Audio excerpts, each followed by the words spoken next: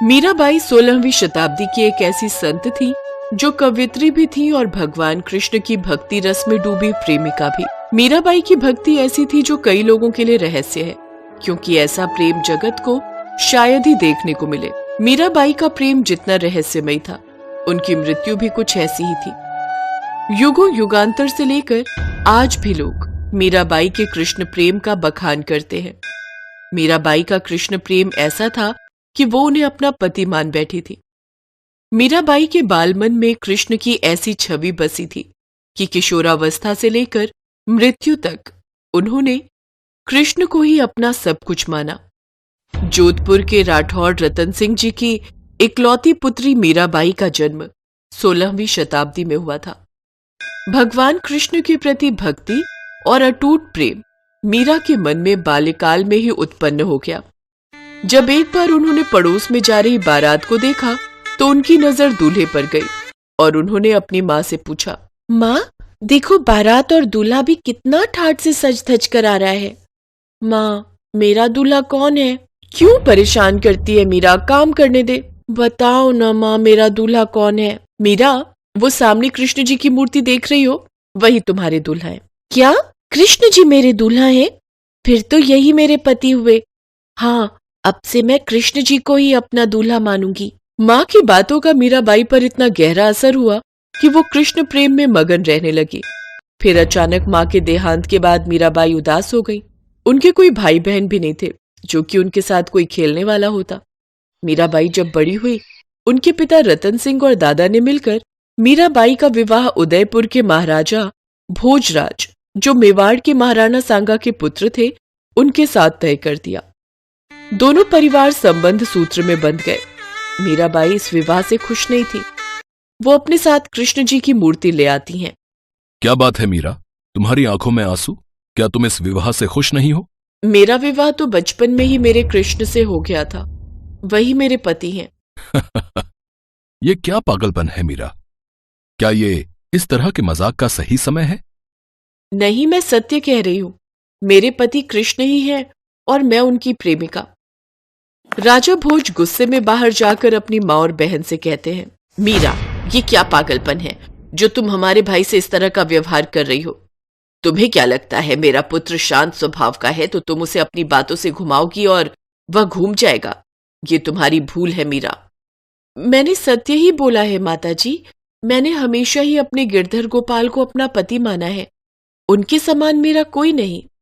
मीराबाई जानती थी कि विवाह केवल उनके शरीर का हुआ है, लेकिन उनकी आत्मा कृष्ण के नाम के ही प्रेम गीत गाती है। मीरा सदैव कृष्ण नाम के ही भजन कीर्तन करती रहती थी। उनकी भक्ति के रस में सभी भक्त भी मगन रहते थे। समय बीता और विवाह के कुछ सालों बाद ही एक युद्ध के दौरान कुंवर भोजराज का देहांत हो गया और मीरा को पति के साथ सती होने के लिए जबरदस्ती राजमहल में लाया गया। मीरा तुम्हें अंदाजा भी है यहाँ तुम्हारे पति का देहांत हुआ है और तुम मंदिरों में रासलीला करती फिर रही हो? तुम्हें भी तुम्हारे पति के साथ सती होना होगा, यही सती धर्म है। तुम्हें अपना हार श्रृंगार त्यागना होगा। मेरे तो गिरधर गोपाल दूसरो न कोई, मेरे तो गिरधर गोपाल दूसरो न कोई। मीराबाई के देवर ने उन्हें पति के साथ सती होने का आदेश दिया, पर वो नहीं मानी। उन्होंने अपना हार श्रृंगार नहीं त्यागा और सभा के बीच में से कृष्ण भजन गाती हुई कृष्ण मंदिर में चली गई। इसके पश्चात मीराबाई अब मंदिर में ही रहने लगी और संतों के बीच भगवान कृष्ण के पद और भजन गाने लगी। ये सुनकर मीराबाई के परिवार वाले क्रोधित हो गए। उन्हें लगता था कि इससे उनकी समाज में बदनामी हो रही है। कृष्ण भक्ति ने मीरा को ससुराल से अनेक यातनाएं दी जाने लगी, पर जिसकी रक्षा स्वयं वासुदेव कृष्ण के हाथों में हो, भला उसका कोई बाल भी बांका कैसे कर सकता है? इस तरह से वो मीरा साधु संगत की भीड़ के बीच नाचती रहती है। हमारे राजमहल में भी अब लोग बातें बनाने लगे हैं। अब इसका एक ही रास्ता है, मीरा की मृत्यु। सैनिकों, वो पिटारी लेकर आओ। उदाबाई, तुम इस नाग को पिटारी में बंद कर मीराबाई के पास ले जाओ और उसे अपनी ओर से भेंट स्वरूप ये हीरो जड़ित हार कहकर पिटारी उसके हाथ में दे देना। चिंता मत करो भैया, मैं मीरा की मृत्यु का समाचार लेकर ही लौटूंगी। उदाबाई मीराबाई के पास जाती है और पहले उसे समझाने की कोशिश करती हैं। मीरा, तुम्हारा यूं कृष्ण भक्ति में नाचना और गाना राज परिवार को अच्छा नहीं लगता। तुम हमारे राज परिवार की बहू हो और लोक लाज की कुछ तो चिंता करो। मेरे पति भगवान कृष्ण तो अमर है, मेरा तो संपूर्ण जीवन ही उनके लिए समर्पित है। भला मुझे फिर लोक लाज से क्या भय? जो मन प्रभु श्री कृष्ण की भक्ति में लीन रहता है उसके लिए संसार की कोई वस्तु श्रेष्ठ नहीं। ठीक है मीरा, ये तुम्हारे लिए हीरों का हार लाई थी, इसे अपनी ननद की ओर से स्वीकार करो। मीरा ने प्रभु श्री कृष्ण का स्मरण करते हुए जैसे ही पिटारी को खोला तो पिटारी में नाग की जगह हीरो का हार ही था। ये देखकर उदाबाई चकित रह गई और ये चमत्कार देख मीराबाई के चरणों में गिर गई। मीरा, मुझे भी अपनी कृष्ण भक्ति के रस की कुछ बूंदें प्रदान करो।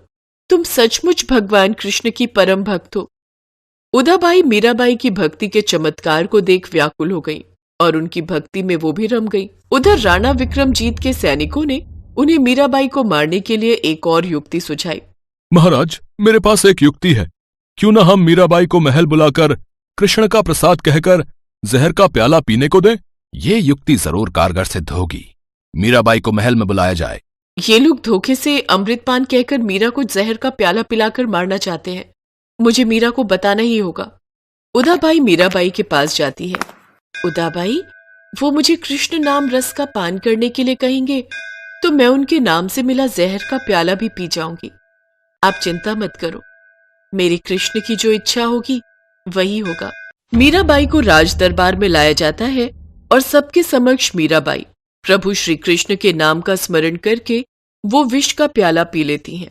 पर सभा में सब ये देखकर हैरान हो जाते हैं कि मीराबाई को कुछ भी नहीं होता। इसके पश्चात मीराबाई घर वालों के इस प्रकार के व्यवहार से परेशान होकर द्वारका और वृंदावन आदि धार्मिक स्थलों पर तीर्थ यात्रा के लिए चली जाती हैं। इधर मीरा के महल छोड़कर चले जाने से राज्य में अशांति फैल गई। ब्राह्मणों ने कहा कि यदि मीरा वापस लौट आएगी तो सब ठीक हो जाएगा। मीरा की खोज के लिए सैनिक भी भेजे गए। उन्होंने मीरा को साथ लौटने की विनती की, लेकिन मीरा ने मना कर दिया। यदि आप हमारे साथ जीवित नहीं लौटी तो हम भी वापस नहीं लौटेंगे। हमारे परिवार के बारे में सोचिए। हमें आपको जीवित यहाँ से लेकर राजमहल जाना है। मैं आप लोगों की विवशता समझ सकती हूँ। यदि मैं वापस गई तो मैं कृष्ण भक्ति से विमुख हो जाऊंगी और वो मैं कभी नहीं कर सकती।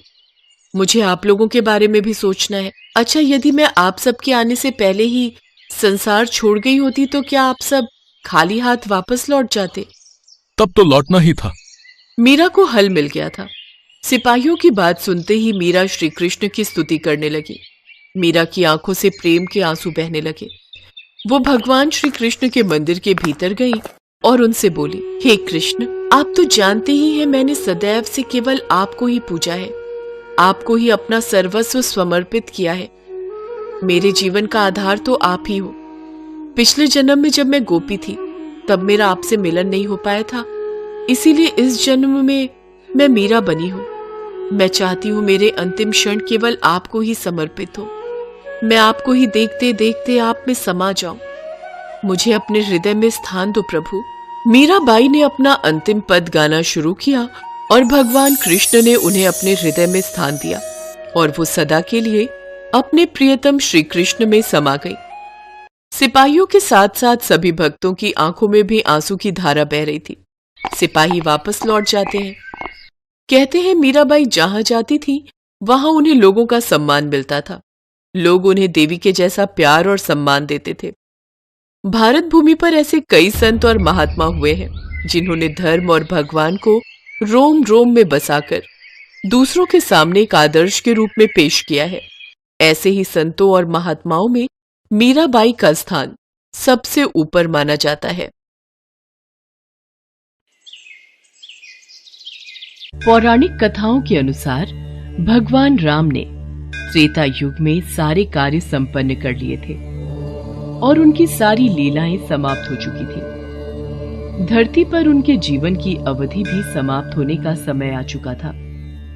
लेकिन समय समाप्त होने के बाद भी मृत्यु के देवता यमराज भगवान राम के समीप उनके प्राण हरने नहीं आ पा रहे थे। क्योंकि रामदूत हनुमान भगवान राम के प्राण रक्षक थे, जो स्वयं महाकाल का एक रूप है, और महाकाल से उनके आराध्य भगवान राम के प्राण छीनने की हिम्मत ना तो किसी काल में थी और ना ही किसी अन्य देवता में। काल चक्र और समय चक्र को आगे बढ़ाने के लिए भगवान राम की मृत्यु होना जरूरी था। ऐसे में भगवान राम ने एक उपाय निकाला और अपनी एक अंगूठी महल के किसी छेद में गिरा दी और हनुमान जी से बोले, हनुमान, मेरी प्रिय अंगूठी धरती में वहां उस छेद में चली गई है। क्या तुम पाताल लोक से मेरी अंगूठी ढूंढ कर ला सकते हो? प्रभु, बस इतनी सी बात। मैं अभी जाता हूं और शीघ्र ही आपकी अंगूठी लेकर आता हूं। हनुमान जी अंगूठी ढूंढने पाताल लोक में चले गए। वो अंगूठी को पकड़ने जाते और वो और नीचे चली जाती। हनुमान जी पाताल लोक में पहुंचे। वहां वो नागों के राजा नागराज से मिले। नागराज ने उन्हें अंगूठियों से भरा एक कक्ष दिखाया। इस कक्ष में बहुत सारी अंगूठी रखी हुई हैं। आप प्रभु राम की अंगूठी ढूंढ सकते हैं। यहाँ तो बहुत सी अंगूठियां पड़ी हैं। इनमें से प्रभु राम की कौन सी है, ये मुझे देखना होगा। राम जी की युक्ति काम आ गई। हनुमान जी अंगूठी ढूंढने लगे। इसमें उन्हें काफी समय लग गया। हनुमान जी को अयोध्या में न देखकर यमराज ने अयोध्या में प्रवेश किया और वे एक संत का रूप धारण कर भगवान राम जी के महल में पहुंच गए। तब संत के भेष में यमराज भगवान राम से मिले और भगवान राम से बोले, प्रभु, आपको मुझे वचन देना होगा कि हम दोनों की बातों को गुप्त रखा जाए और जो कोई भी हमारी बातों को सुने उसे मृत्यु दंड दिया जाए। आप निश्चिंत रहिए, मैं इसी क्षण सभी द्वारपालों को बाहर भेज देता हूँ। राम जी ने लक्ष्मण को बुलाया और उनसे कहा, लक्ष्मण, ये मुनिवर मेरे साथ कुछ गंभीर वार्तालाप करना चाहते हैं। तब तक तुम द्वार पर ही पहरा देना और कोई भी अंदर न आने पाए, इस बात का ख्याल रखना, वरना तुम मृत्यु दंड को प्राप्त हो जाओगे। जो आज्ञा भैया, मैं आपके आदेश का पालन करूंगा। लक्ष्मण के जाने के बाद उस संत ने भगवान राम को अपना असली रूप दिखाया और बोले, हे प्रभु, मैं आप ही का सेवक हूं और आपने ही मुझे ये कर्म दिया है कि इस संसार से समस्त जीव जंतु एवं प्राणियों का प्राण हरना, और ये मेरा धर्म भी है। मैं भगवान शिव और ब्रह्मा की आज्ञा से आपसे ये कहने आया हूं कि आपने जो अपना समय इस पृथ्वी लोक पर निश्चित किया था, वो समय पूर्ण हो चुका है और अब आपको अपने धाम लौट जाना चाहिए। इससे सभी देवी देवताओं में आपको विष्णु स्वरूप में देखकर उत्साह की लहर दौड़ जाएगी। इस पर भी हे प्रभु, आपको कुछ और समय इस पृथ्वी लोक पर बिताना है तो आप रह सकते हैं। भगवान राम तो अंतर्यामी हैं। वो यमराज की बातों को सुनकर मंद मंद मुस्कुरा रहे थे। भगवान राम और यमराज के बीच वार्तालाप चल ही रही थी कि इतने समय में भगवान राम के महल में दुर्वासा ऋषि आ पहुंचे। प्रणाम गुरुवर, कहिए मैं आपकी क्या सेवा कर सकता हूँ? हमें भगवान राम से मिलना है, अभी तुरंत। गुरुवर महाराज, भैया राम अभी किसी से नहीं मिल सकते। उन्होंने किसी को भी कक्ष में न आने का आदेश दिया है। मैं उनके समक्ष नहीं जा सकता। लक्ष्मण की बातों को सुनकर दुर्वासा ऋषि को क्रोध आ गया और वो श्राप देने लगे। मेरा इतना घोर अपमान! अगर मुझे राजा राम से नहीं मिलने दिया गया तो मैं पूरी अयोध्या नगरी को अपने श्राप से जलाकर भस्म कर दूंगा। अगर मैं इन्हें भैया के महल में जाने दूं तो सिर्फ मुझे ही मृत्युदंड मिलेगा, लेकिन अयोध्या नगरी तो बच जाएगी। गुरुवर, मैं भैया को आपके आने की सूचना देकर आता हूँ। लक्ष्मण भगवान राम के कक्ष में चले गए। लक्ष्मण को सामने देख भगवान राम चौंक गए और यमराज अंतर्ध्यान हो गए। राम जी दुखी हुए कि एक राजा होने के नाते उन्हें लक्ष्मण को मृत्यु दंड देना होगा। राम जी ने अपने कुलगुरु से इस विषय में वार्तालाप किया। राम, किसी अपने का त्याग करना भी मृत्यु दंड के बराबर है, इसलिए तुम लक्ष्मण का त्याग कर दो। लक्ष्मण ने गुरुदेव और राम जी के बीच हुआ वार्तालाप सुन लिया और वे श्री राम से बोले, भैया, आप मेरा त्याग मत करना, मैं ये सहन नहीं कर पाऊंगा। आपके वचन का पालन करते हुए मैं स्वयं ही अपने शरीर का त्याग कर दूंगा। लक्ष्मण ने अपने भ्राता श्री राम का वचन निभाने के लिए अयोध्या की सरयू नदी में समाधि लेकर शेषनाग का रूप ले लिया और फिर भगवान विष्णु के निवास स्थान क्षीर सागर में जाकर उत्पन्न हो गए। उसके बाद भगवान राम भी लक्ष्मण के वियोग में थे। उन्होंने भी सरयू नदी में जाकर जल समाधि ले ली और अपने परम धाम को चले गए। उसके पश्चात हनुमान जी जब अंगूठी लेकर वापस लौटे तो प्रभु राम को महल में ना पाकर हनुमान जी बहुत दुखी हुए। प्रभु, आपने जानबूझकर मुझे पाताल लोक में भेजा था ताकि मैं आपको रोक ना सकूं। प्रभु, आपकी आज्ञा पाकर मैं धरती पर ही रहूंगा और जहां कहीं भी आपके नाम का भजन और कीर्तन होगा वहां मेरी कृपा हमेशा बनी रहेगी। हनुमान जी को भगवान राम जी से अमरता का वरदान प्राप्त है, इसीलिए कहते हैं कि आज भी जहां कहीं पर भी भगवान राम के नाम का भजन कीर्तन होता है वहां हनुमान जी अवश्य आते हैं और भक्तों को अपना आशीर्वाद देते हैं।